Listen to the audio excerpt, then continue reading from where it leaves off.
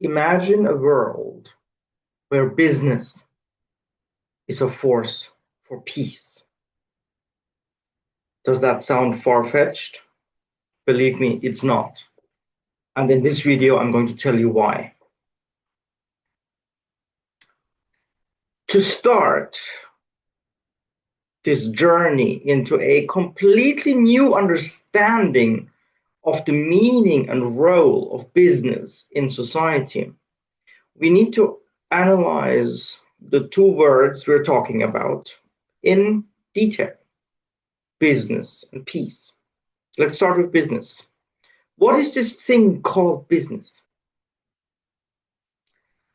You might know, well, everybody knows what business is, producing something, selling it, selling products or services, trading, things like that. Well, it turns out that that is only one very limited definition of business. According to the Oxford Dictionary, there are 22 separate definitions of business. They include things like purpose. Think, for example, the question, what's your business here? It can be translated into, what's your purpose here? Or, I'm going to Japan for that and that, such and such business, right? And quite fascinatingly, business has also the etymological meaning of anxiety, feeling restless because of something that drives you. So I'm not going to go into super detail here. This is based on my doctoral dissertation. Suffice it to say that business and purpose are actually more or less synonyms. There is no business without a purpose, because business means being busy with something, doing something, and if we as humans do something, there is always a certain purpose for it, whether having fun or whatever it is, right? But if there's no purpose, we wouldn't do it.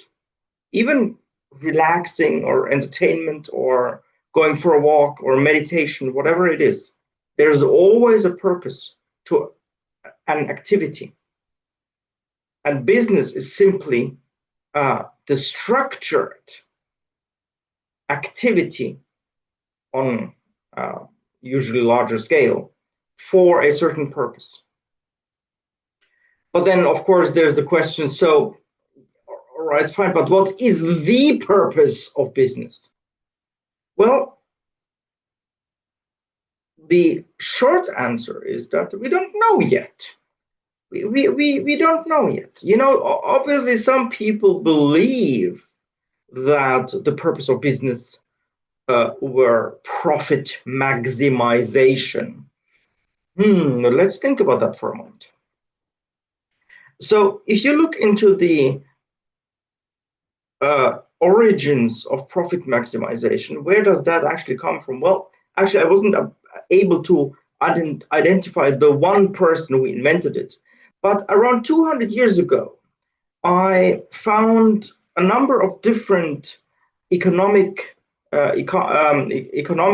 research articles that developed a certain economic model, whatever, and then they write in those papers, for the purpose of this article, we assume that the purpose of business is profit maximization.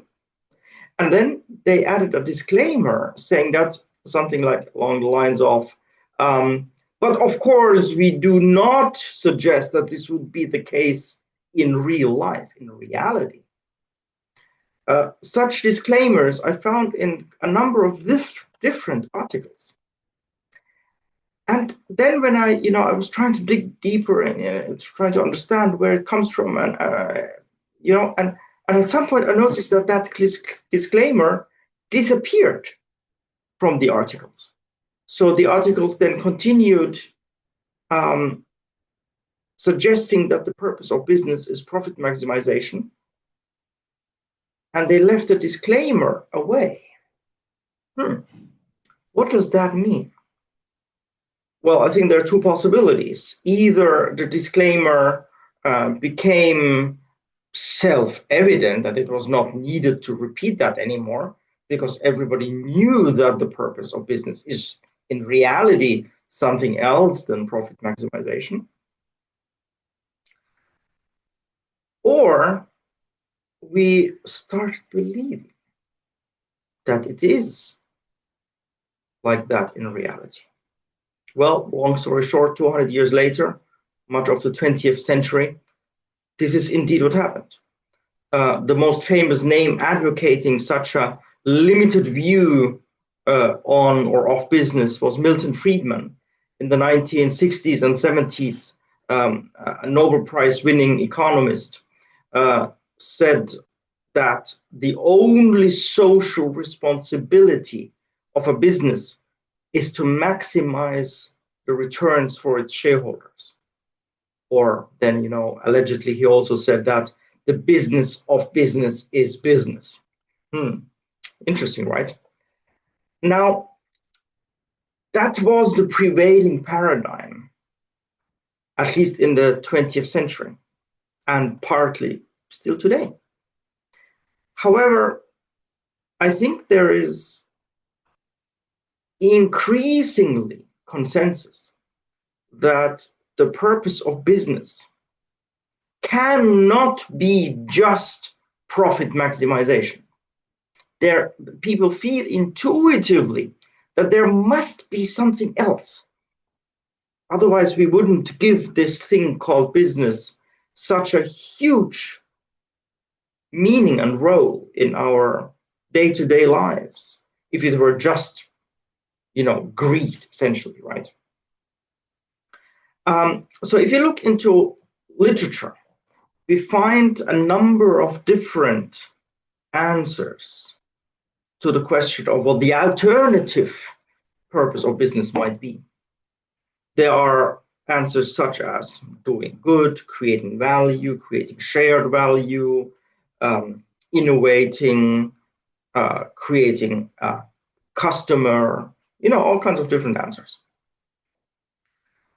Now, has any one of those answers won the debate as the one that proves profit maximization to be the wrong answer, and this alternative answer being the new answer that everybody believes in? No. None of the alternative answers has won that debate. Now, what's the reason for that? According to my analysis, none of those alternative answers are substantial enough. In other words, have enough substance in terms of their meaning, and they don't offer enough, ways to quantify them in order to take the throne of the purpose of business as the answer to the purpose of business question. Profit maximization is such an attractive answer to the purpose of business question because, it's super easy to measure. Everybody knows what it means. And there's just no ambiguity around it, right? And doing good or creating value or creating stakeholder value or these alternative answers, they don't have that same quality as profit maximization. If you look at what all those alternative answers have in common, then we find that they all try to somehow include something positive to them. Let's just, as an interim work in progress, the conclusion identify that all the alternative conclusions have creating positive impact in common. But obviously, still, positive impact doesn't really mean much or anything. Yeah, well, it means it's not negative, and it means there's some impact, something that happens. But what is the positive impact of business? Well, it's not included in that term. Cut. Now, let's hold that discussion for a moment and move to the next question. Peace. We started this conversation in the beginning imagining business as a force for peace. Let me tell you briefly why, or actually how it happened that I started even studying peace. So in the previous question, we talked about, business being about something good. So I wanted to understand what is, this thing that we call good. What is positive? What is nice? What do all these terms actually mean in substance? And at some point I stumbled upon a quote by Spinoza, the Dutch philosopher, some hundreds of years ago. I believe it was in the 17th century, if I'm not mistaken. And he talks about peace being a force. I don't remember the quote now by heart. Maybe I'll add it to the description of this video. But he talks about peace in such a beautiful way, indicating, first of all, that it has nothing to do with war. It has nothing to do with conflict. It is a strength. It is a desire to do good, to have good, to be good, to do good. So that quote really inspired me to dig deeper. So, okay, let's ask this question. What is this thing called peace? Most of you would say the absence of war, the absence of violence, tranquility. But those are, I think, only very superficial answers. They are, the first dictionary definition. Again, there are many, but they leave out so much. And even if we were to agree with a definition of peace as the absence of something, then it only tells us what peace is not, but it doesn't tell us what peace is. So then in the 1950s and 60s, there was a scholar, an academic researcher called Johan Galtung. He's widely considered the father of peace research. And he introduced the concepts of negative peace and positive peace. Negative peace he defined as the absence of physical violence, and positive peace as the presence of justice. Okay, I like those definitions. They are nice, they're useful, and they are still today widely quoted in peace research. But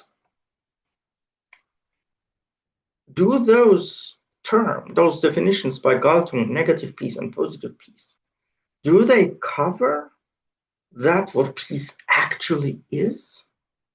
Think for yourself. Do you experience peace from time to time, hopefully on a daily basis, at least sometimes? Yes, I hope you do. Now, then, is that just, absence of violence or justice or the absence of structural violence, as Galtung would say? No, it's so much more than that. It is so much more than that. So in my doctoral research, I identify 3 or let's say 4 levels of peace. I'm hesitating to say 4 because the first one is a very rudimentary starting point. It's not even, I don't even call it peace, it's non-war, right? If you're not killed, then that's non-war. If you're actively being killed, there's right not much sense to ponder over the meaning of peace, right? But then, entering the first level of peace, one of the first 3 levels, I call it weak peace. And I define weak peace as the absence of any negative impact. So let's say there's something bothering you, whatever it is, can be small or big. Removing that thing that bothers you, you have a little bit more peace. Okay? I think it sounds pretty straightforward. Strong peace, on the other hand, is then the presence of positive ideals, virtues, positive impact, the presence of anything positive that you want or desire or need in your life. So, simple example, let's say you're hungry and you have food, then that food gives you a little bit more peace. The third level of peace I call holistic peace. Holistic peace. It's still so much bigger than just the presence of good things. I define holistic peace as the trans-rational vision or higher purpose for human endeavor. Trans-rational means that, yes, we as humans, we are still rational, at least sometimes, not always, but we want to include rationality in our thinking, in our actions, in our worldview. But we are so much more than just rational. We are also emotional, we are spiritual, we experience love, we experience desires, even if they are not rational.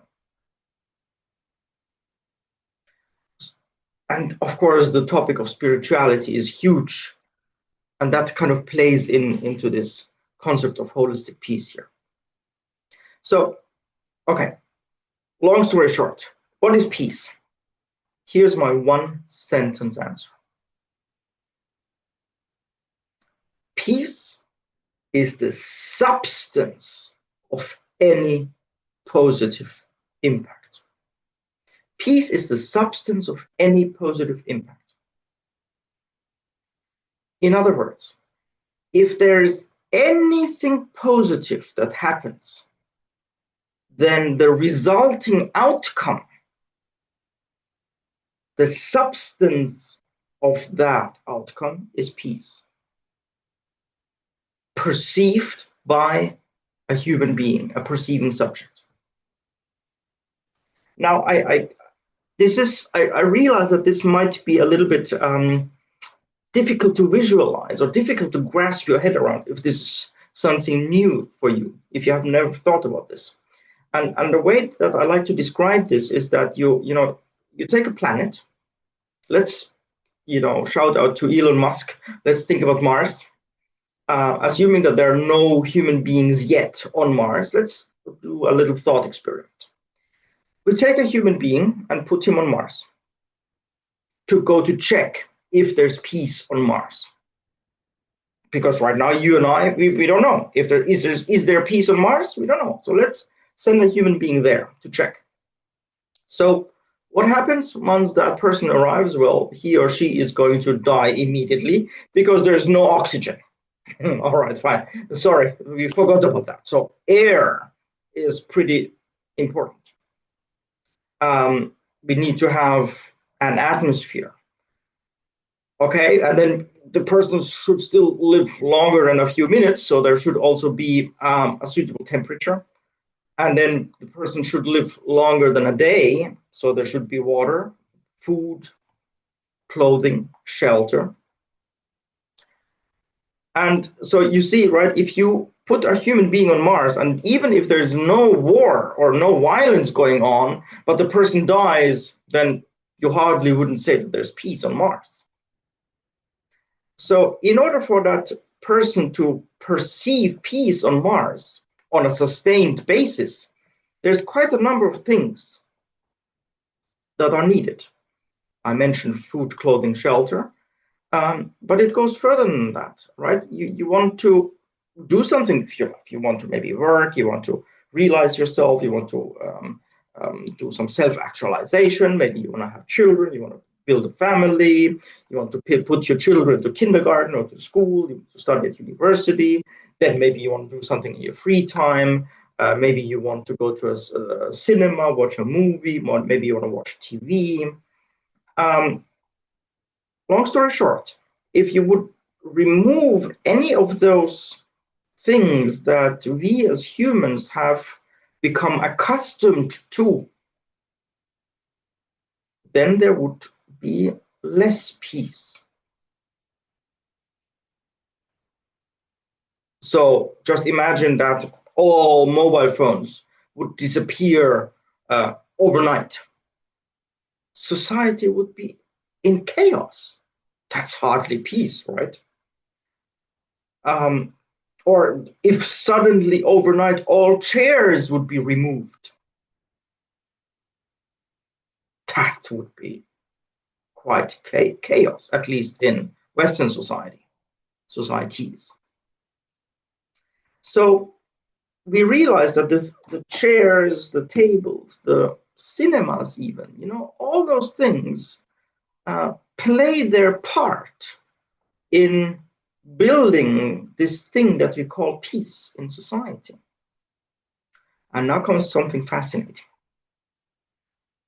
For yourself, when you make a list as comprehensive as possible of all the things you need to have peace on a daily basis, then you will notice that the vast majority of those things are products or services of for-profit business companies. Is it 100%? No, because you might say nature, you might say friends, family, you might say meditation, you might say art. And yes, those are definitely important contributors to peace, at least for some people, for some more, for some others perhaps less.